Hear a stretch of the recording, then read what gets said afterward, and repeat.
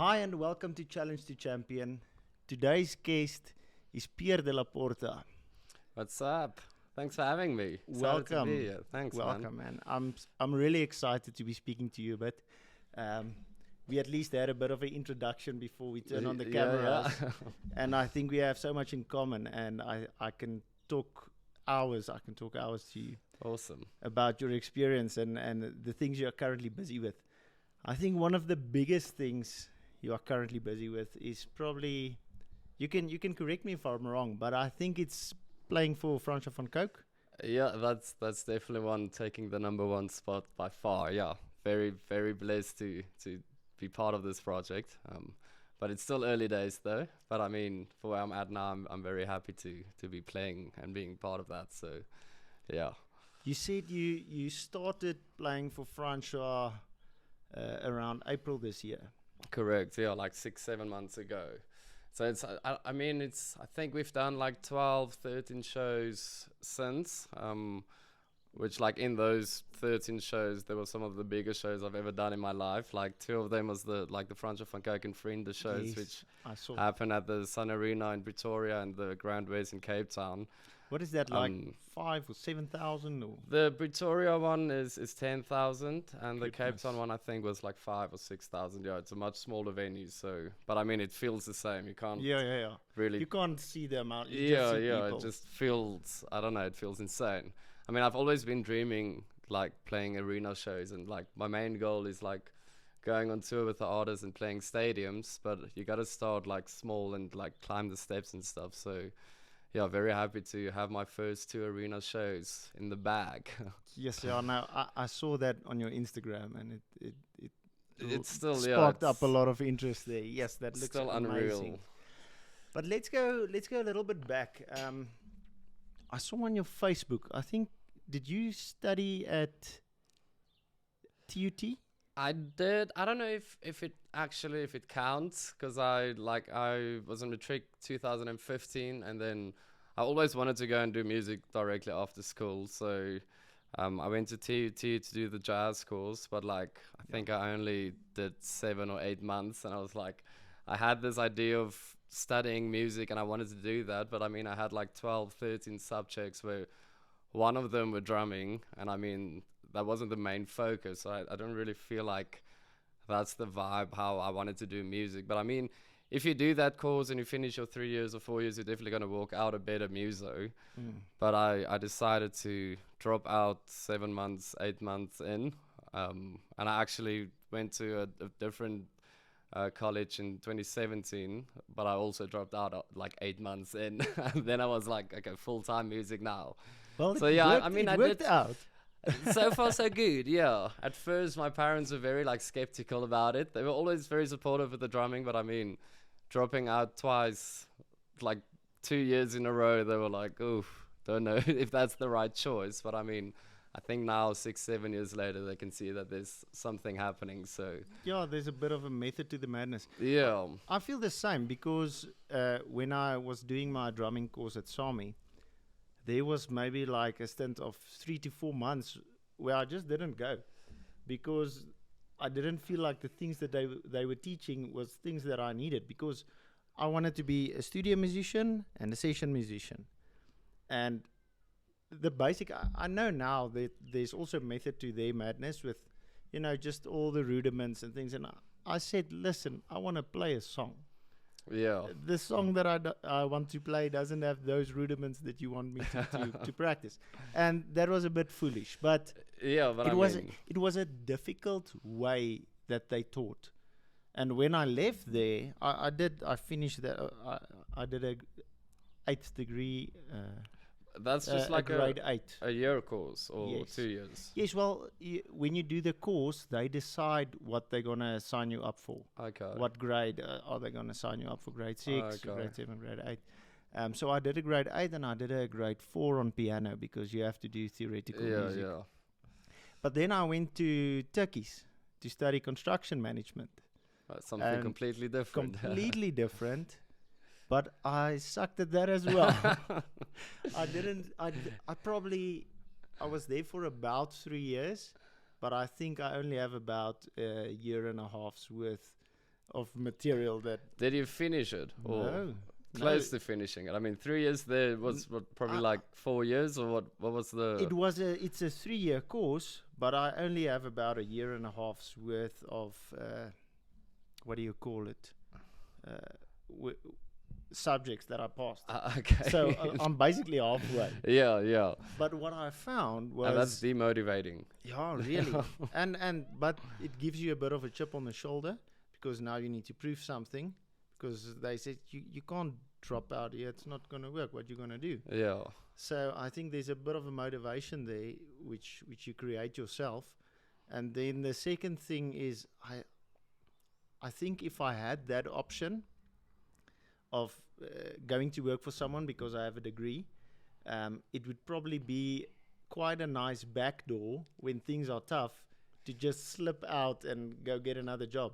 Yeah, it's not bad to have a plan B, I guess, or it's a safe option. Yeah, but then again, to have that option is not always the best thing because then you have a plan B. Yeah. Then I feel like if you have a plan B, then like all of your focus and attention and stuff, it's not with plan A. So Yeah, because you have another option. Now you don't have to make it work because you can yeah, still there do is this. something else. Yeah, and that's kind of why I felt like I had to drop out and I had to like just play drums and see what comes from it. Like I felt like because my second year I did communication design, so it's a design program Open window, right? at Open Window. Yeah, which and design. It's an awesome college. Like I love that place. I met a lot of cool people there. But I mean, it's design especially is a very like time consuming thing as well. So there was no time for me to be actually like doing what I want to do because I had like all these tasks and stuff to complete for my college stuff. So I was just like, I have to quit. I had a big fight with my parents and blah blah blah. But I mean, like I said, 2017, end of 2017, kind of that's where stuff like changed mentally for me. So, and ever since, yeah, can't like no looking back. Yeah, of course. What did you think? Did you think you're gonna follow the passion of music on the sideline and get like a creative job as a 9 to 5? No, that was never the plan for me. I don't know. I went to a Justin Bieber show 10 years ago. His first one in South Africa, 2013. I actually didn't plan on going. My brother was working like at the merch stands for big concerts, and he was like, just try and get a ticket. See if like mom and dad can give you like, I don't know, maybe they can do half, and you can just go with me. It's gonna be a cool show to watch. Like, at the time I was heavy into like just listening to metal music and rock and roll, and no, I wasn't very open with the music that I listened to. And with all other 13-year-old girls. Yeah, I mean, and I was supposed to like, there was other friends of me, like they also went, but I went super early because my brother worked there, so I was there at like 9 a.m. already, where my friends only rock up around like 1 o'clock, 2 o'clock. And at that time, they already opened gates for the people that was there like very early, and then they closed it again, so you couldn't get to them. So I like ended up watching the show on my own, which was actually I think the best thing that could have ever happened to me because there was no distractions or anything. Yeah. So I literally just stood there and I watched the show and I was like, this is insane. This is what I want to do one day. Like I want to be playing these type of shows in front of these type of like crowds and stuff like that. So that's kind of where like my dream really started, where I started to envision that I'm going to sit on this stage and I'm going to be playing in front of 50, 60,000 people. I mean, Justin Bieber is a very good performer as well. Like watching his live show, his whole band is incredible. Yeah. Like it's insane watching these pop acts with like these killer musos. It's like almost like watching a rock and roll show. Like Yeah, it's the same with artists like Rihanna and yeah, they have these Lady Gaga, amazing Dua Lipa, yeah. black musicians. Which Most of them. and Yes, they're they're crazy. Like I insane. don't feel like I'll ever be able to play that way because it's not in my blood.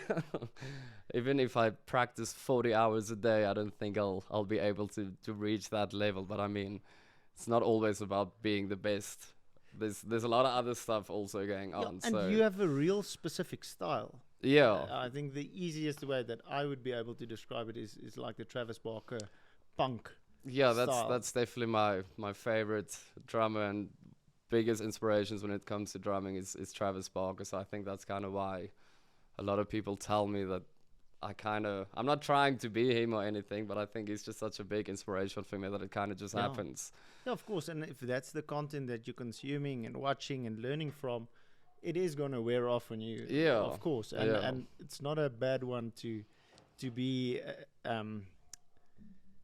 to have as like a yes, inspiration. and to be matched with. I think that's I'll take it. I feel like there's still a lot of growth to happen, but I mean, I'll take it. The guy that set us up, Rowan Graaf, he told me you are the Travis Barker of South Africa.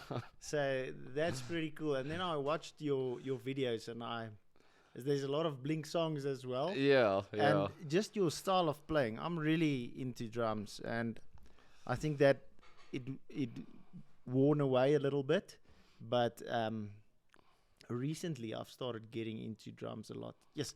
Do you know the artist on TikTok, the drummer? I think I know. The guy what with are you the beard say? and the long hair. I don't know how to say his name, but things with one hand. Yeah, and then he's like reading a book while playing Avenged Sevenfold, smoking a J, playing like just as if it's nothing. Yeah.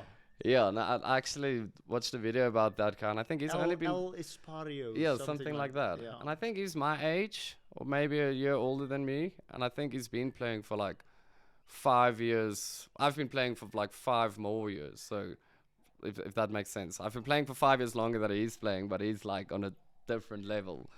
But I mean, you can't really... Yeah, it's not a good thing to compare yourself with people you see on the internet, especially on the internet. It's so easy to just like be like, I can't do this, I'm gonna give up. Yeah, and the amount of trolls that guy gets.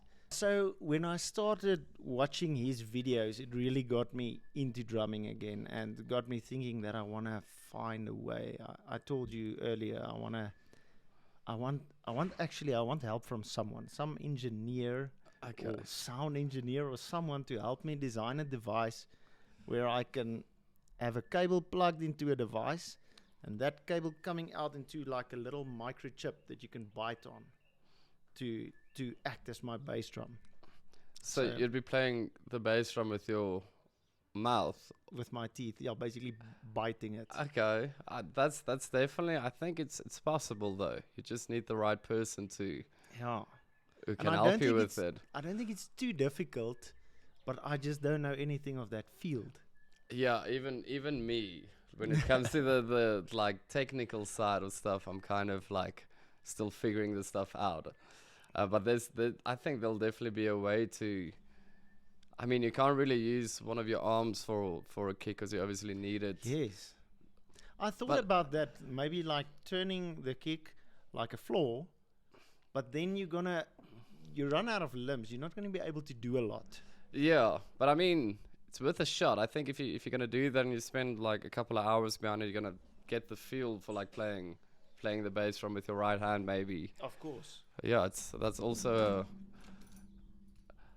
Sorry. That's cool. Yeah, playing it and getting into that motion. I don't know. Bye, Katie. Bye-bye. Yeah, it's I don't know, maybe somewhere I'll meet someone, I don't know, who works with very complex technology stuff who can help with this. Yeah, no, I think on my content, someone along the lines will say, my father is an engineer and he'll help there you must be create someone this thing. out there. Yeah, surely. No, but there's a lot of creative ways to get things going. What got you into music before that? Your brother's also into music. I know your brother a little bit. He studied the same time as me, you just told me. Yeah. And we both actually started playing our instruments at the same time. Like, my parents got divorced when I was like 4 or 5 or something. And then, like, when my stepdad came into the picture, he was the one playing guitar. So music was never part of my life for the first 4 or 5 years. And then for some reason, I actually started off playing guitar as well because of my stepdad. But I don't know, I always had like the empty coffee tins and like chopsticks sitting on a pillow playing and like coffee tins. And my mom was like, they should maybe get me a drum kit. And my stepbrother actually had a small drum kit just like standing there, he's not using it, and it's like actually like the bass drum is the size of a floor tom, so it's like 16-inch bass drum, so it's a very small kit. It's like a little jazz kit. Yeah, which I then actually used for like a year, and then for my 8th birthday I got like a proper drum kit. But yeah, so music actually only came into my life when my mom met my stepdad. So it's actually weird to think if my parents, they never got a divorce, I would have done something different. Yeah, that's crazy to think, and it makes you think maybe it was planned a bit, Yeah, it's in the background. Weird. It's weird how stuff turns out, but I mean, I think if I'd still be playing drums, like I think somewhere in my life I would have like, I don't know, pick up a drumstick and could feel something, but I don't know. Yeah, like it's weird that that's the main thing for me now, and there's like no one in my family. It's only me and my brother. Like there's no history of like musos in our family or something like that. So it is kind of weird for me, but I'm enjoying it. I like that a lot, and it's cool that even with something bad happening, something good coming out of it, and being able to connect with your stepdad because you now have the same interests. Yeah, and he doesn't really play guitar anymore. I think it's just like he still has like 7 or 8 guitars just chilling there, but I think like he passed it over to us, and we're the ones continuing with it. So. You and your brother now. Yeah. Oh, that is crazy. And my sister actually, she used to play piano and drums for a little while as well, but she doesn't really do any. She's also in the creative side, but she doesn't play any instruments anymore. She's like very bad with like being on a stage. She'll just like freeze. Yeah, so I mean, it's not for anyone. Like being on a stage. Well, for me, it's easier having my safe space behind my drum kit, like I mentioned earlier. Like for me, being like I won't be able to be like a front man or like even play guitar standing like at the front of the stage. It's like or speaking on a mic. Yeah, no, it's that's even so much this is different. It's very stressful, but I mean, being behind the kit, it's nice. It's like it's a safe space for me, so I don't have to look at the people necessarily. But I mean. Sometimes I'm like, I need to look up and like, I need to take this in. It's a cool show. But then most of the time I'm just sitting looking at my snare drum. It's like, remember to like see the crowd. Do you use a lot of notes? Do you take notes on songs? And if so, what type of notes? Because I remember when we used to play, I will write the song's name. I will write, say, 4 to the Floor intro, the speed, using a metronome. There's quite a lot of things happening behind the scenes. Yeah, and I mean it differs from person to person, I guess. What's your way of like learning material? But yeah, what I'll do if it's like my first show that I'm playing, or it's a new show that I have to like rehearse, I'll first make it like a playlist on Spotify or whatever, just with all the tracks, and just like listen to it when I'm at home making food or when I'm in my car or whatever. So by the time when I'm behind my kit, I already like kind of have there's a general idea of the structure of the song, but then I'll make notes, but I won't like write the beats out and stuff like that. Like very similar to what you said, like you'll write a 4 on the Floor intro for like 8 bars, and then verse 1 starts and it's just kick for like 16 bars, and then pre-chorus and stuff like that. Just small notes. Yeah, and that helps too. Verse goes into the interlude, into the bridge. Yeah, but I won't take that notes when I like go play the show. I try to, whenever the show, like when it's time to be on stage and play the show, that I'm very prepared and I don't have to like look at the notes and stuff. Course, yeah. I mean, I've had a gig where I had to keep the notes next to me because I had like 2 or 3 days to prepare, but that's different. Yeah. Yeah, if you have like a couple of months to prep, I don't feel like, I don't know, it's necessary to have it. Yeah, it's a safer option to have it there, but I mean, yeah, I think that means you didn't practice enough then. That's probably true. Do you use a metronome when playing, or do you use like a backtrack, that is pre-edited? Or I mean, yeah, I do. All the shows that I do, there's click always. Like I get very nervous when I have to play the show and there's no click in my ears. Is it one that you're operating by yourself? Yeah, I do. Like I run the tracks on the Roland SPDS-X, where the tracks is on and then the click as well. So you can link the pads. Yes, and then the track and the click starts, and this pad is this song.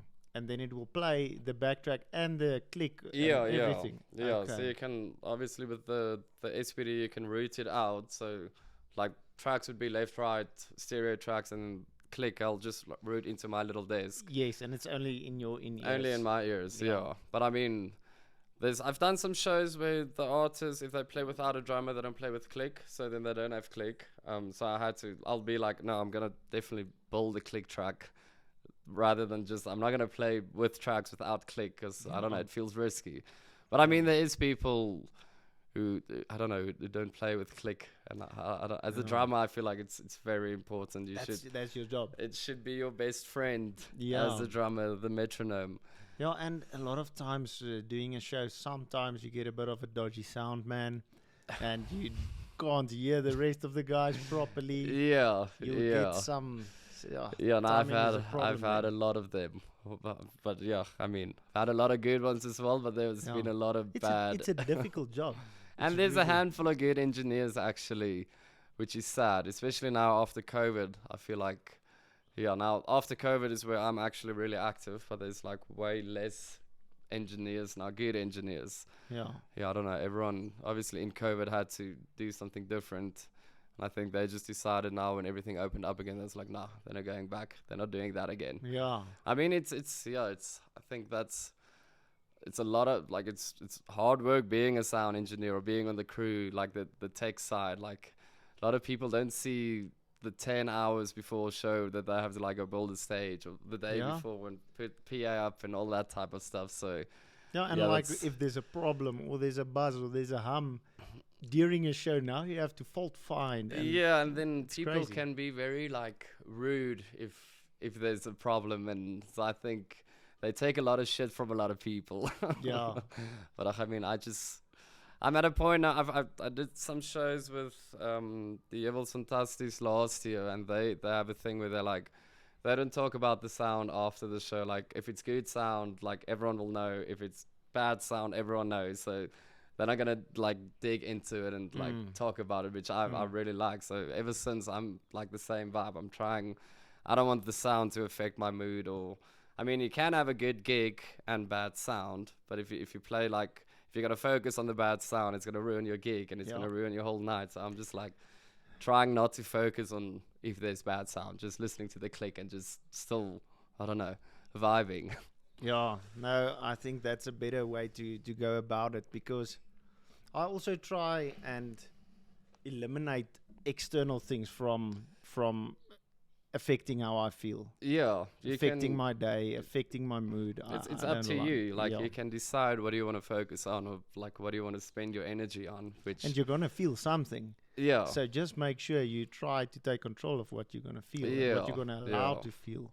yeah. I mean, I'm a big, like, I'm very positive. I'm a very, like, a positive person. I don't like focusing on negative stuff, or like I'm not the person, like, I won't go sit down and just think about all the bad things and just dig deeper and deeper into it and just, like, affecting my mood even more. I'll rather, like, think about something different or go do something or just get my mind off it than, like, sitting and focusing on all the bad stuff happening around the world, because I don't know, there's a lot of negative stuff happening. So There's enough of those. yeah, And and there's enough people dwelling on it and talking about it. exactly. and- It's all around you. Like, I mean, if you put the news on, it's just negative stuff, like, all over the place. So I don't ever watch news as well, so I don't No, really know same what's here. happening. Same here.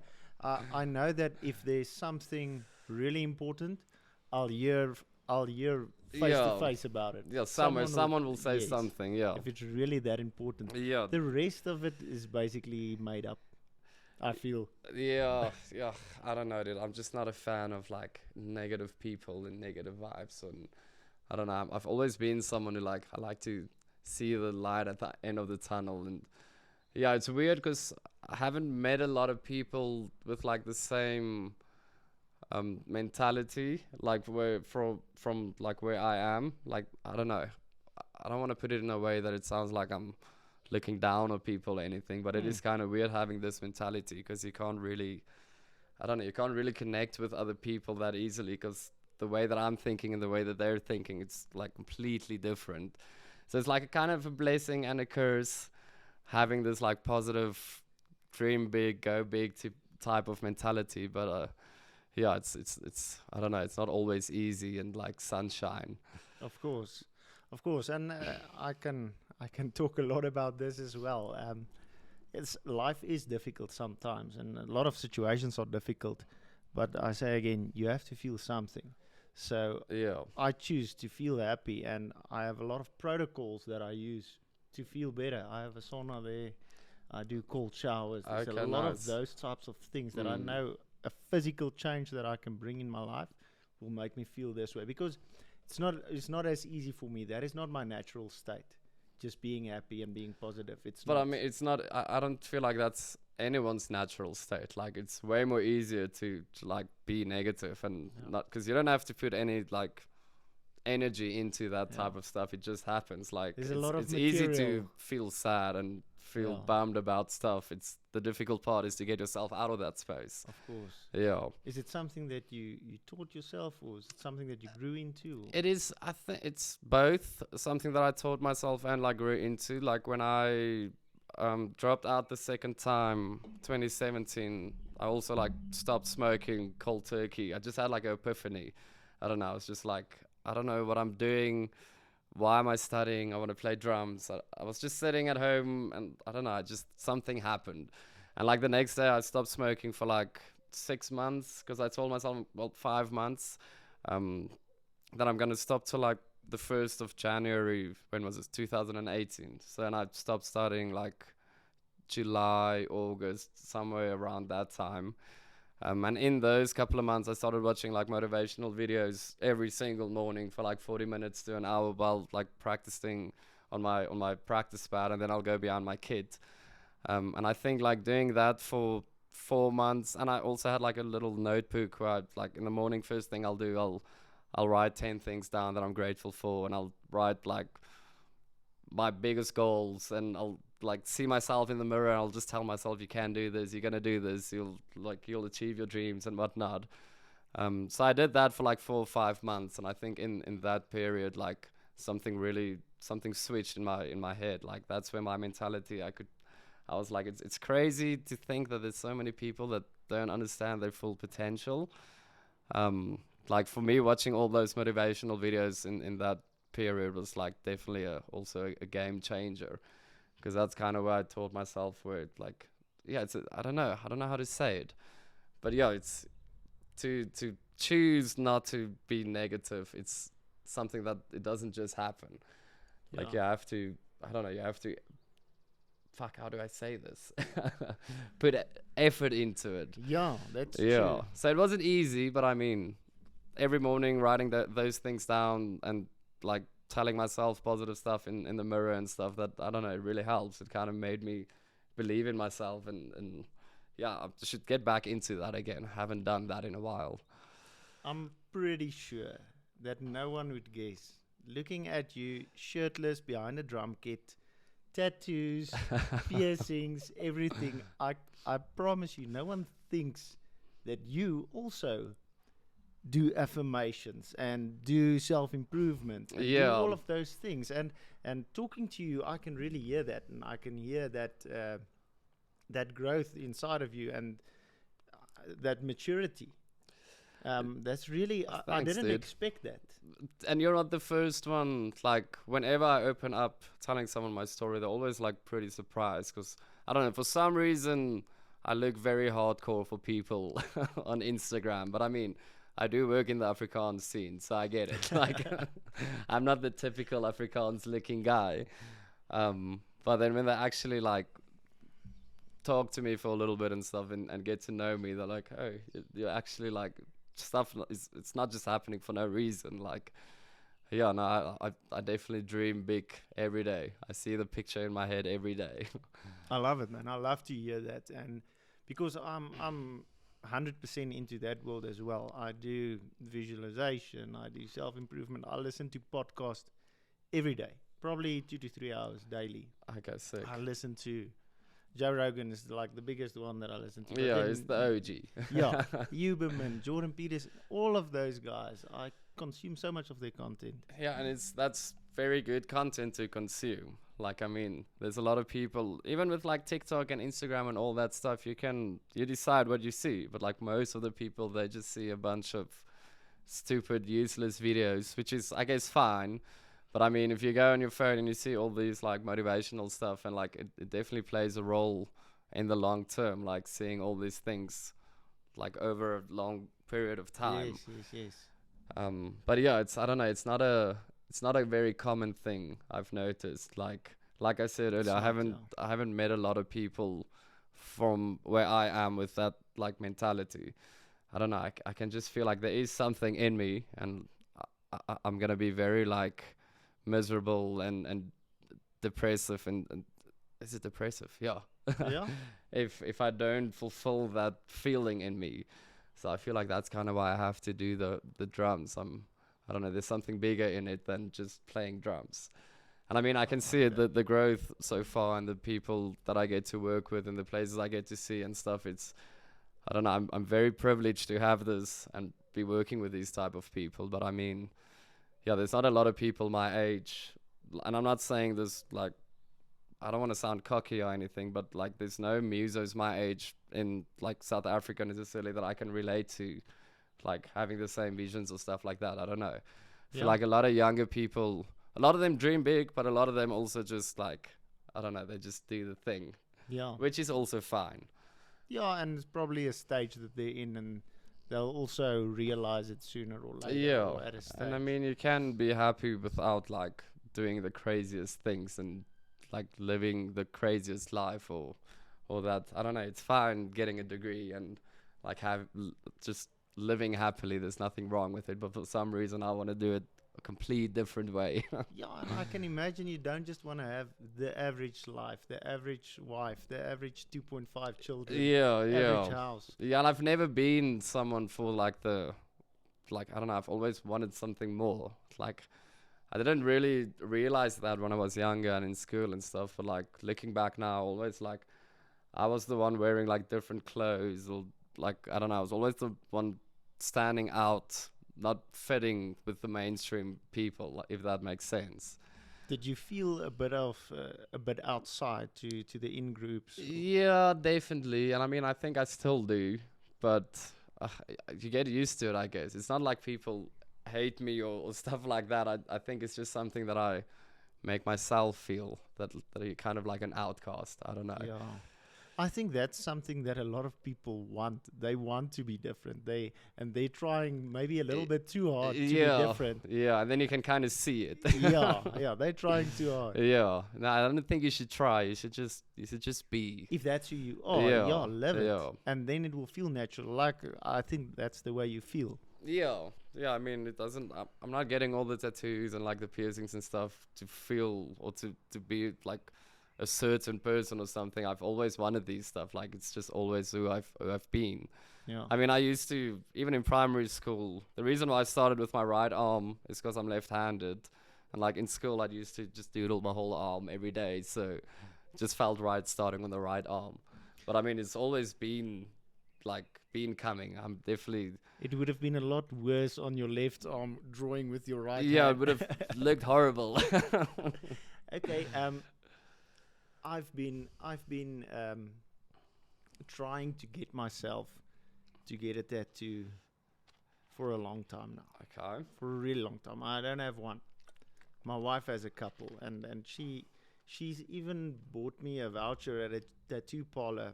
I think it was 2 years back on my birthday. I want to get a sleeve. That's just a full on, like my first tattoo. Let's go all out. Yes, I just want to get it done. But I want to ask you, because I can see it's a lot of different separate tattoos that you have there. And Yeah.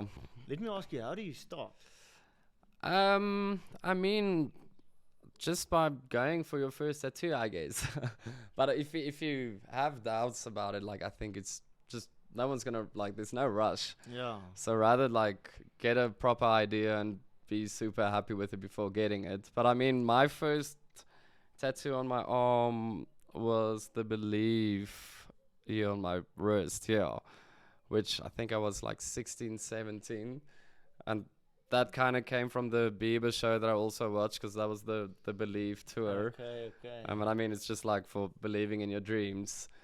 But yeah, all my stuff on my arm, it's just been like patches.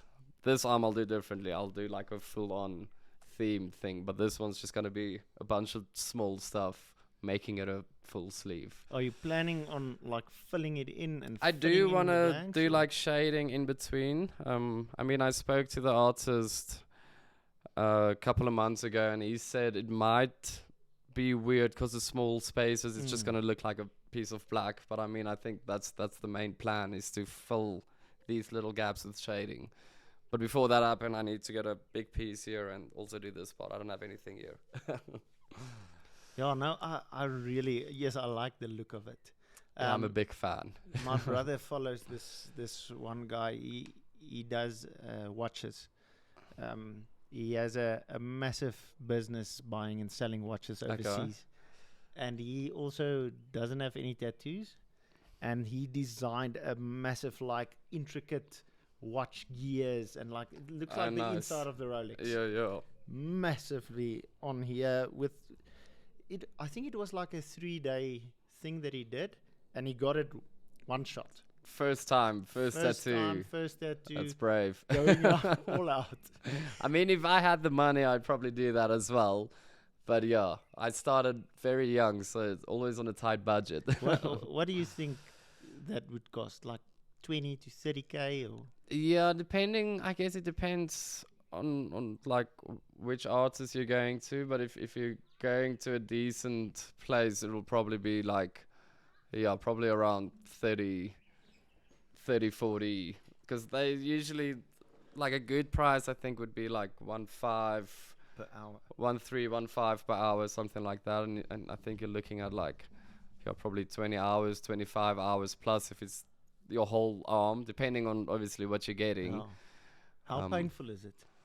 Depends on where you get it. I mean, the stuff on my arm wasn't that bad at all. Like, I did my ribs a couple of months ago, and that was definitely the worst of them all.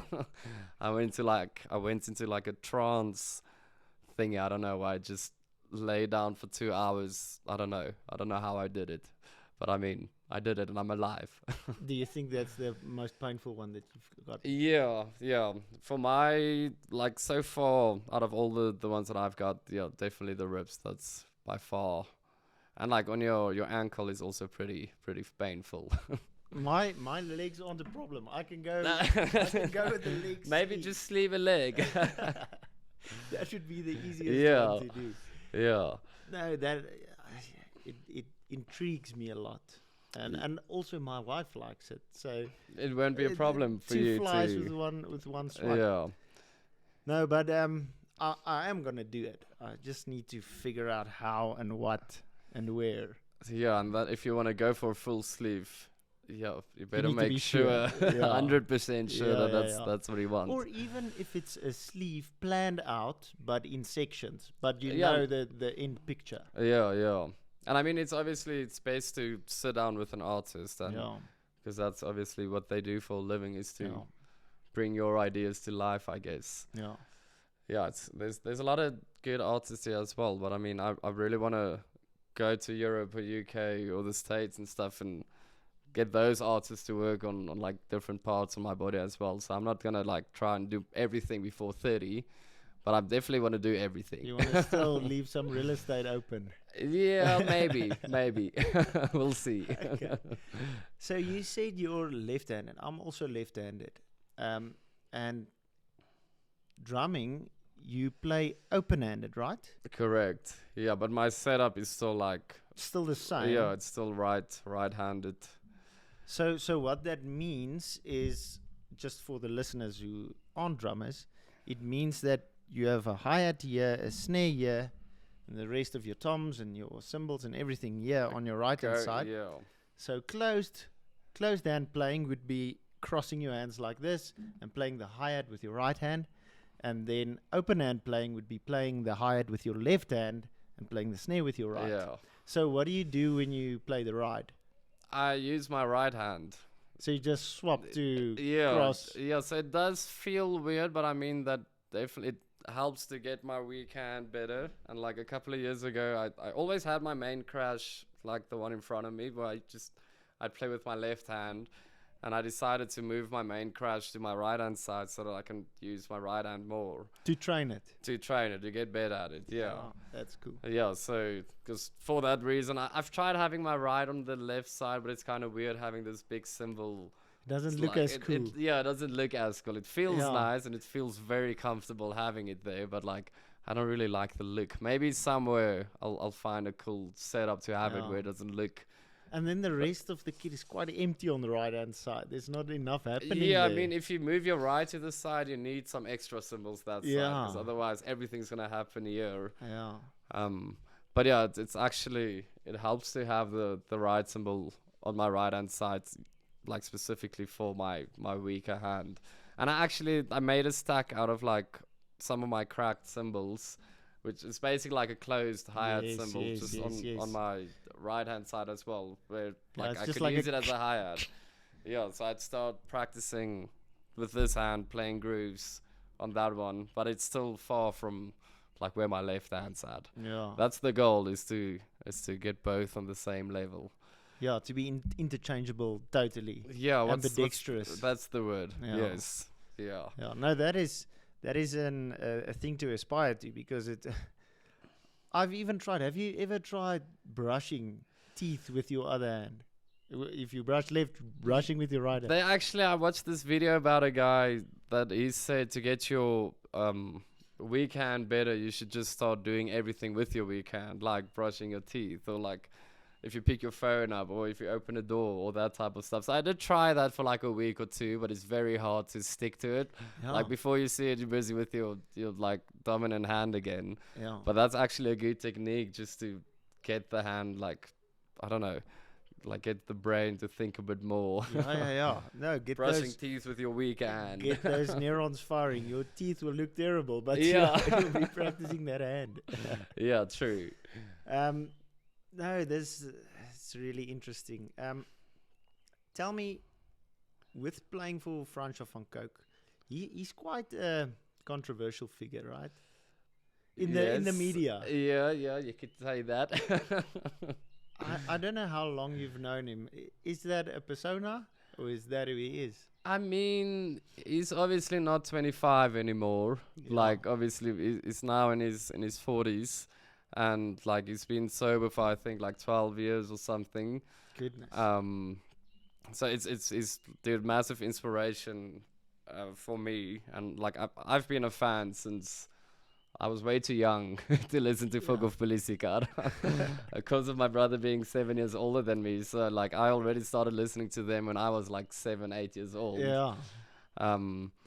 And actually, the first time I met Francois was my brother. He did a battle of the bands. There used to be a thing back in the day called Rock Spider. Yeah, we played Rock Spider. Yeah, so Yeah. they made like one of the final rounds or something, and Folk of Polisikar with the surprise, not the surprise act. They were like just the main act for the night, and he took me backstage, and we got a photo. Like I was on his shoulders. But I think this was like 2008, 2009. So I was at the time 12 years old, 11, 12 years old, something like that. And then we had to retake the photo with the first gig that I did now in April, where I got into his shoulders again. And like, there's like a photo on my Instagram, like the I saw first it. photo, and then the one, like the most recent one. I saw it. But dude, to get back to your question, no man, he's so chilled now. Like I think back in the day it was obviously different, but now I think like he's married and he has Settled. kids and he's way more chilled now. So yeah, I don't know. It's definitely not the same as it like was 20 years, 18 years ago.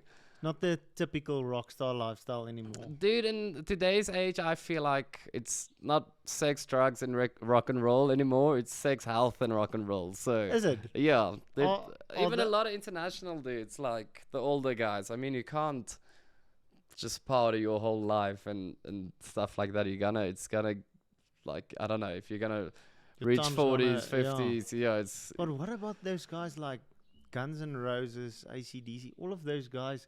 still doing concerts, still, Ye- and those they yes, were and- in the rough era. But I mean, they play now. I don't think they'll go on like a 6 or 7 month tour. Yeah, Yeah, AC/DC. Yes, that's actually a band that I'd love to see, but I don't think I'm gonna be able to see them in my lifetime, which I'm sad.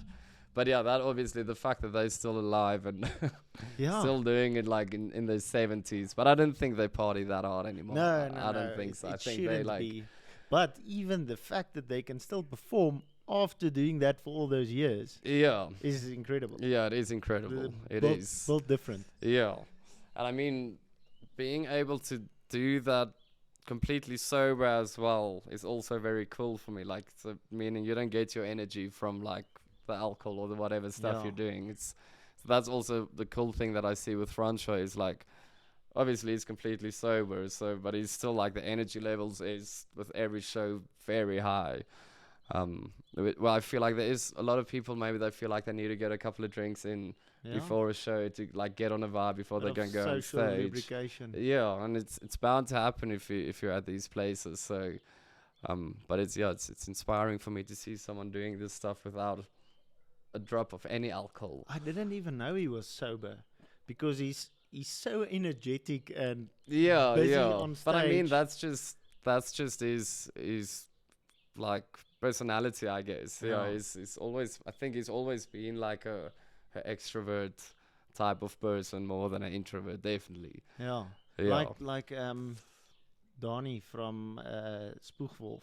Yeah, also crazy He is energy. Crazy.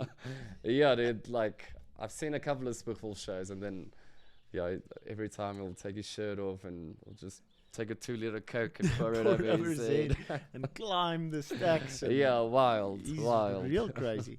But I think that is one of the big parts to their success is their live shows. Their live shows are such a It's good very place entertaining. to be. Yes. Yeah, and I think that's also a thing for me. I don't feel like I'm necessarily one of the best drummers like in South Africa, but I'm a very visual drummer, if you can say it like that. Like people can see if they look at me, they can see that I'm having fun, and that kind Yeah. of. I feel like that's us musos. We thrive off the like crowd's energy, Of and they course. thrive off our energy. So it's like a whole circle effect. Yes. So if they can see that you're having a good time on stage, they're gonna have a better time, and then like Yeah. it's the same thing. If you see that they're having a good time, you're gonna have a better time. So I don't know, like whenever if you see me live, it's different than the videos. I mean, there is energy in the videos, but then it's just me sitting in my studio it feels a recording bit myself. pretentious. It's Yeah. difficult to have a lot of But if energy. you're like on stage in front of a nice crowd, there's like it's a different energy, Yeah. and I feel like I've played 10 times louder live than I do in Yeah. my studio. yeah, they normally when I played really loud, and every shot was a rim shot.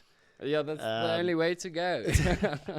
So they could drop the level of the drums totally. Yeah, depending on and what venue you play. Yeah, yeah. Instead, when I was in a band, I was in a punk rock band for like 5 years, 2014 to like 2018, 2019. And we did a lot of small venues, so not big places, but like almost every single show, the sound engineer would be like, "Dude, can you please just play a bit softer?" Like I the can't, drums, I'm really yeah, enjoying it. everything is out of the mix, but it's still too loud. But like playing drums, it's such a it's big movements.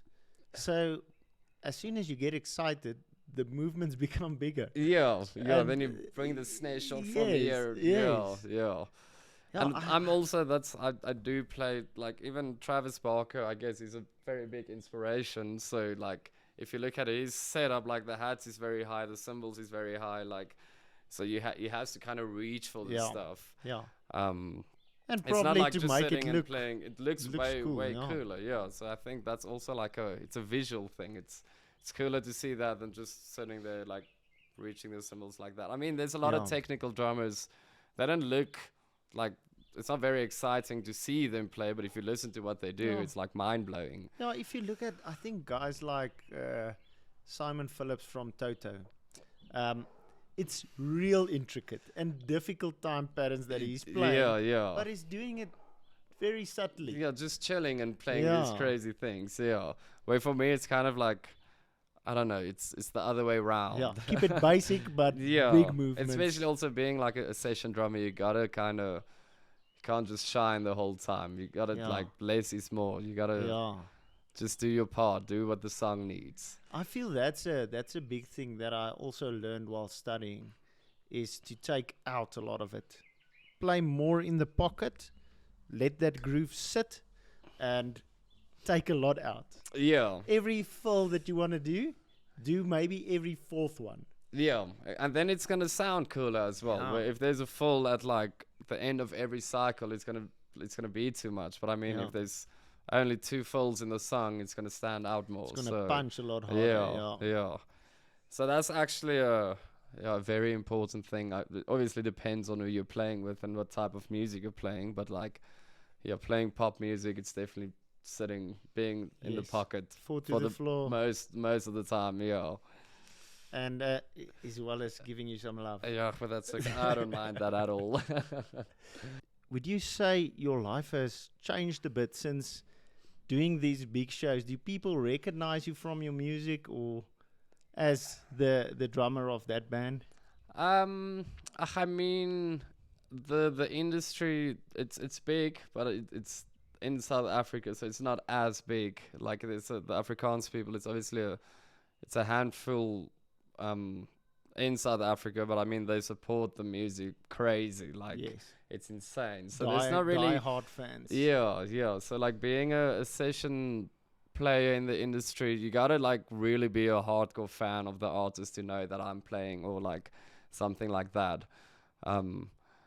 So every now and then you'd maybe get someone who'd be like, "Oh, you're not the guy that like you do the drum videos, or Yeah. like you play for this, or I've seen you playing for this artist or something like that." But it's not a very regular thing, no. If it's at a show, maybe like with Francois, it has happened. Like, Afterwards. oh yeah, yeah. Yeah. Afterwards, obviously, then they see you on stage. But yeah, not really. I won't go to like a mall and then people would recognize me. It's not on that level. Okay, okay.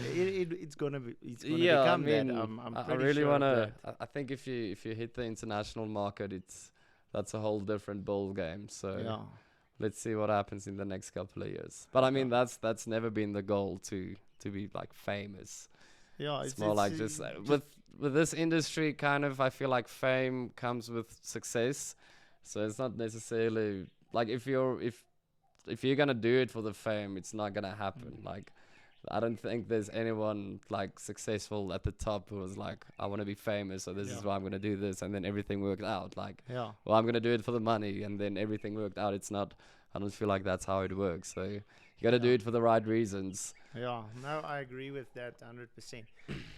Why do you think, or would you suggest children, or say anyone age of 10, would you suggest them getting into music, playing an instrument, doing something creative musically? I think obviously it depends on like who you are. If you like, are you into sports or like into artsy stuff? Or like, are you what's it, left brain or right left brain or right brain?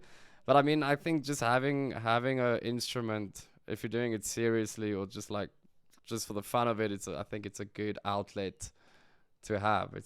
Everyone likes music, so I think I think it's better actually to do it for the fun of it than like full time. Because if you do it Yeah. full time, it's still fun, but I mean it's different. It's a Yeah. different type of fun. It's 100% how it was for me when I was in high school. I played every day, say 2 to 3 hours. I was actually a bit of a jock, rugby, sports, athletics, all of those things. But I had this music that I was just really passionate about. Nice. But as soon as I started studying, it wasn't as fun anymore, because Yeah. now it is what you do. It is kind of And your then- work. Yeah, and then you don't really want to do it. Yeah, so that Uh, was actually also weird at first when I was like, I just started playing drums for like 4, 5, 6 hours every day. It's like, it's fun, but some days you just like, you don't want to play. And then I'm like, if I'm not going to play today, then I'm just going to be like a useless piece of shit. So gotta get up and go play. And then I'll just go and at least play an hour or something. Yeah. Because now it is like, even when I was in school, I'd play every day and it was fun to play.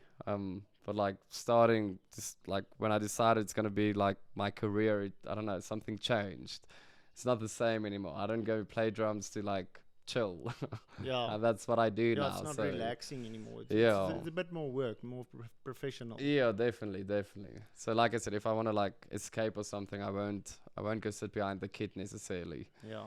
I Yeah. understand. Yeah, you have to separate the two, and relaxation and winding down can't be the same thing Yeah, that exactly. you're doing daily. What other hobbies or sports or anything were you interested in? I'm a big Manchester City supporter. So I love football. That's like that and music is very, very close. I can't do the one without the other, I think. Did you play yourself?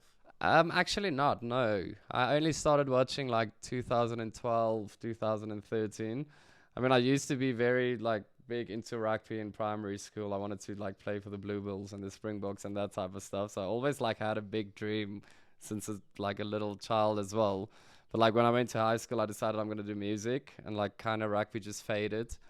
And then FIFA kind of got me into football and like The PS games. yeah. So I think my Okay. first FIFA was FIFA 11 or FIFA 10, and then that kind of ever since it's just been the love's just been growing. Yeah, I'm Excellent. obsessed with football. I And like if for a getaway thing for me to escape, I'll go to a skate park and I'll go ride scooter. Yeah. a scooter. Yes, I'm On the actually skate after park. this going to ride a little bit. So Thrashes. yes, We came to Thrashes many years from Secunda yes, all the that way. place has been there forever. Yeah. I see they've now expanded a little bit into some paddle tennis. Yeah, I think that's how they keep the place going. Yeah, but there's a big rivalry between skateboarders and scooter riders. I mean, Well, that's how think- it was. but usually like the kids on the scooters, they're just in your way, so Yeah. that's why they can't. Like, I haven't seen other kids really that can ride. Like, it's most of the time it's just like a little kid not like watching for anyone, just driving in front Yeah. of you and stuff like that. But I mean, I used to ride in primary school as well when Bigaloos was a big thing. There was Yeah. like probably like 7 skate parks in Pretoria and Yeah. Joburg, where there's now none. Yeah. But then I stopped 2010. Yeah, that's when I went to high school, and I started riding BMX for like 2 years, but that kind of just stopped. And then last year I decided I need to get myself a scooter again. So I think I stopped for 12 years, and then I started riding again. And it feels like as if I never stopped. So But it's better doing that now than 10 years from now and having that memory and just starting again. That Yeah. never ends well. No, I think I started in a good age again. Yeah. I mean, but everyone is just like, dude, it's very risky. You shouldn't do this. Like, what if you break an arm? What if you this? What if you that? But I'm just like, I gotta live. I gotta Yeah, live. I of need course. this. Of I course. need this. Yeah, and with some protection, you'll be fine. Yeah, and I mean, I don't ride without a helmet and knee pads. So.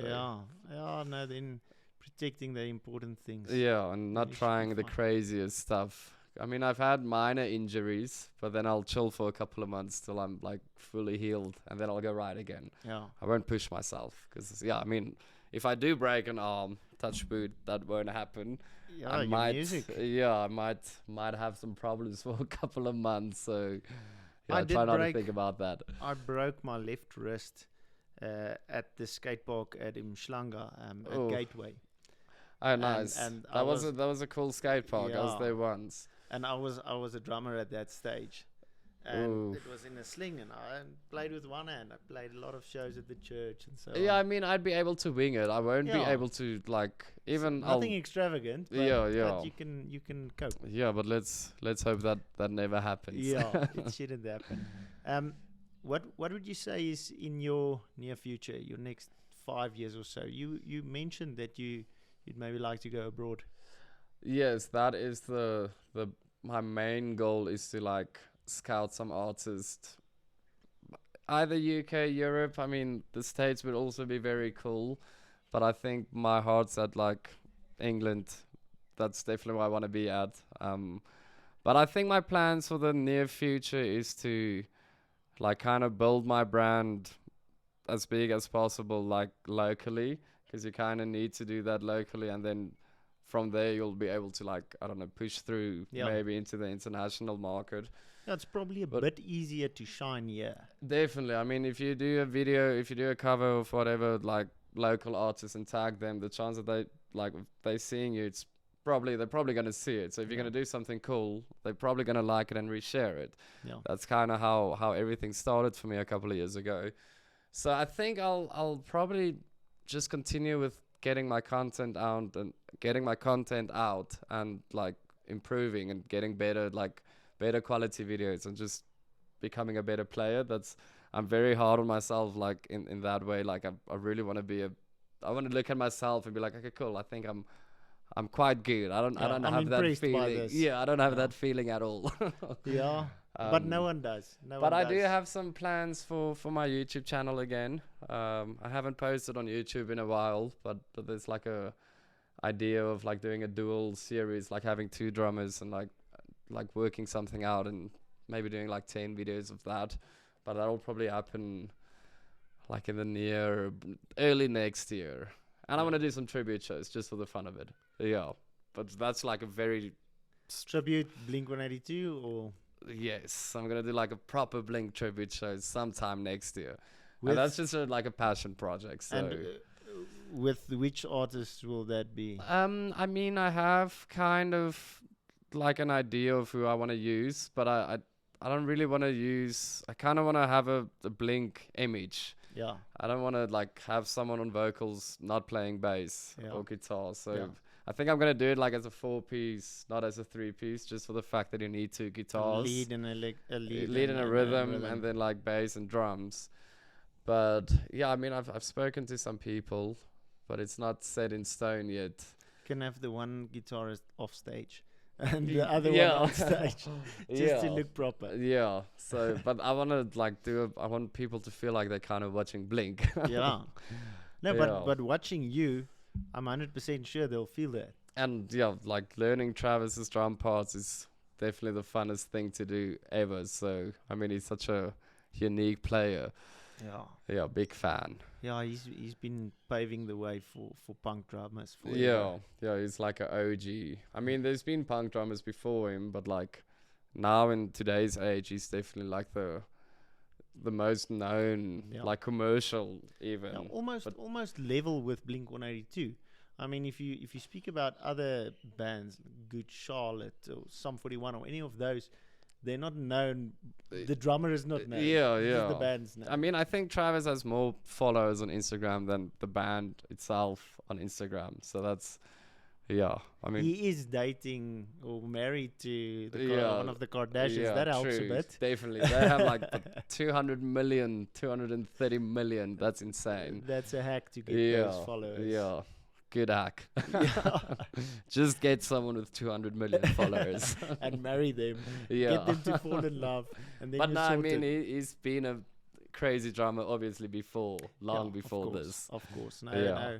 He deserves all the attention that he's getting for sure. Yeah, and such a killer producer as well. So not just a drummer. I mean, he's a big inspiration for me and a million other drummers. Yeah, of course. Yeah. Of course, I agree with that. Well, Pierre, I really enjoyed this conversation. Thank you so much for you, man. Giving me your precious time. Thanks for having me. I appreciate it. And I'm sure we'll do this again sometime. And that was a really insightful conversation. And I'm surprised by a lot of things that you said. And I really like it. In a good way. 100% in a good way. Awesome. Thanks a lot, man. Appreciate it. Dude. It's a pleasure. Cheers.